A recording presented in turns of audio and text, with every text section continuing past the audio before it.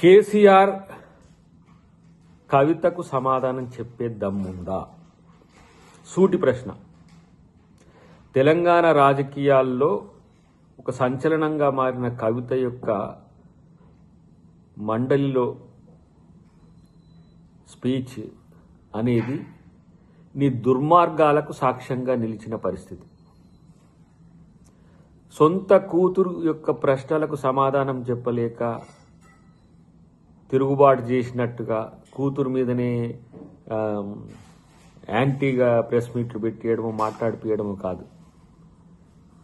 మీకు దమ్ముంటే, మీకు చెప్పే ధైర్యం ఉంటే చెప్పాల్సిన అవసరం ఉంది. అది కేటీఆర్ అయినా హరీష్ రావు అయినా సరే. కేటీఆర్ ప్రతిరోజు పొద్దుగాల లేచి మాట్లాడతాడు మొత్తం మీడియా స్పేస్ కొరకు. హరీష్ రావు అబద్ధాలన్నీ చెప్పుకుంటాడు. కేసీఆర్ బయటికి వెళ్తే నేను మామూలుగా ఉండదని అంటుంటాడు. కానీ ఇప్పుడు ఈ వీటికి సమాధానం చెప్పాల్సిన అవసరం తెలంగాణకు ఉంది. వందల మంది ప్రాణత్యాగాల పునాదుల మీద ఏర్పడ్డ తెలంగాణను దోచుకున్న దొంగలుగా మీరు ఎలా చరిత్రకెక్కిన దానికి సాక్ష్యమే కవిత గారి స్టేట్మెంట్గా నేను చూస్తున్నా. రాజకీయంగా బీఆర్ఎస్లో ఉన్నప్పుడు ఎందుకు మాట్లాడలేదంటే బీఆర్ఎస్ పెట్టడాన్నే వ్యతిరేకించిందని చెప్తుంది కదా.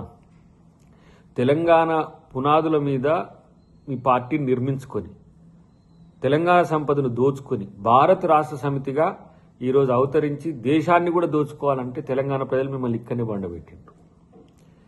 మనం చేసిన తప్పులు ఏవైనా మళ్ళీ ఏ విధంగా తలుగుతాయో అవి కవిత రూపంలో మీకు తలుగుతున్న పరిస్థితి నాకు కనబడుతున్నాయి.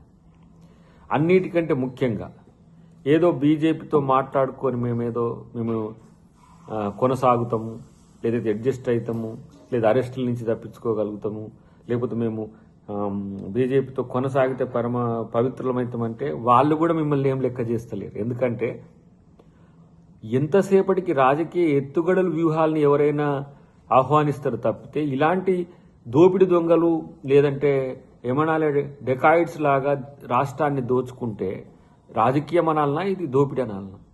కాబట్టి తెలంగాణ ప్రజలు ఈరోజు మిమ్మల్ని తిరస్కరించిన దానికితోనే సరి అయిపోవట్లే.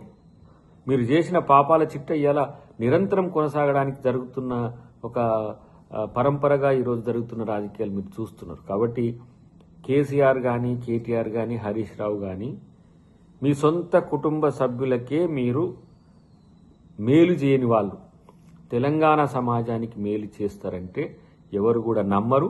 ఈ డ్రామాలను ఆపండి అని చెప్పి నేను కేసీఆర్ అండ్ కోకి నేను ఒక హితవు చెప్తున్నా. డెఫినెట్గా తెలంగాణ రాజకీయాల్లో తెలంగాణ అస్తిత్వం, తెలంగాణ కొరకు నిజాయితీగా కొట్లాడిన వాళ్ళకి చరిత్ర ఉంటుంది తప్పితే తెలంగాణ పేరు చెప్పి బాగుపడి తెలంగాణను దోచుకునే దొంగలకు ఉండదు. కాబట్టి అది మీకు ఉంటుందని కోరుకోవడం అనేది మాత్రం నిజంగా మీ యొక్క అజ్ఞానం, రాజకీయ దివాలా కోరుతనం తప్పితే మరొకటి కాదు. డెఫినెట్గా మేము కేసీఆర్ గారి మాదిరిగా మాత్రం రేవంత్ రెడ్డి గారు తన ప్రభుత్వాన్ని నడపడు.